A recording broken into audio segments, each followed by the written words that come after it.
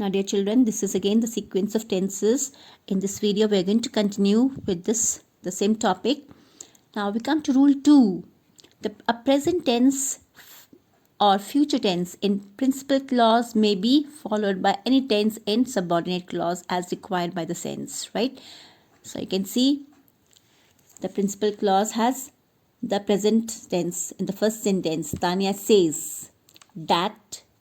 Over here, any tense could be used over here. Tanya says that she went to Dehradun. Over here, automatically past tense is used. So any tense can be used even if the principal clause even if the principal clause is in present form or the future. Clear? So you can see the next sentence. The principal clause has future tense. She will think that she worked hard. So here we have past tense. So this rule number 2. This is rule number 2. An exception to this rule is whenever a subordinate clause expresses purpose, its verb is always in the present tense, even if the verb in principal clause is present or future. Now what have we learned according to rule 2? That if the principal clause has present tense or future tense, simple present tense or simple future tense, then the subordinate clause may be written in any tense, right? But it says if the subordinate clause is a purpose, then its verb is always in the present tense. For example, she works hard that she may survive. So you'll find here, now this over here, the subordinate clause is a purpose, the reason. Okay, why does she work hard? Why does she work hard? So that she may survive. He will go to Mumbai that he may attend the conference. So if this in the principal clause you have the present or future form, then it should follow. It is the subordinate clause should have present form of verb in a sentence. Clear? Next note is if the conjunction is introducing subordinate clause is lest. Suppose you have this word lest, lest. The verb in the subordinate clause should irrespective of the tense of the verb in principal clause. Okay, for example, he is careful lest he should fall. So it could also be what does it mean? He is careful that he may not fall. He is careful that he may not fall. So this you should understand this. I'll just write over here. What does it mean? He is careful. He is, please note it down. He is careful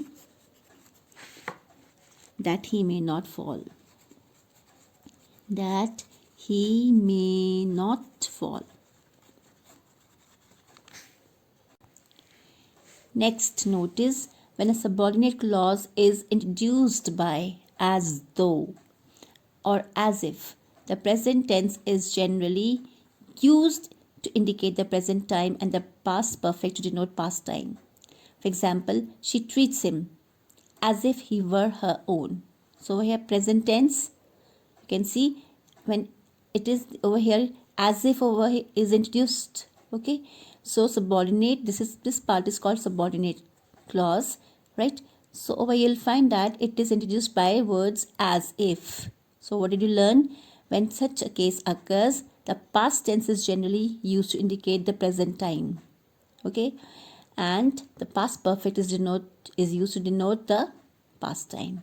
She treats him as if he were her own son. She treated him as if he had been her own son. Clear? If I take an example of as though, he behaves as though it were nothing to be ashamed of. Okay, it were nothing to be ashamed of. Now next is conditional sentences. The tense of the verb in principal clause is future. Like in the type 1 conditional sentence, there are various types of conditional sentences. You can see in this type 1, the tense of the verb in this principal clause is future and that of the verb in subordinate clause is present. Suppose, unless she apologizes. So you'll find this is in present form. He will not speak to her again. Over here we see the second letter half is in future tense. Clear? If it is cloudy, it's present form, they will postpone the match. Future tense. If you help me, present form, I shall reward. If you help me, I just made a mistake over here, I shall reward you. Let me write here. Okay, I shall reward you. Clear? I hope this is understood. Now after this, in the next video, I'm going to give you some exercises to complete. Right?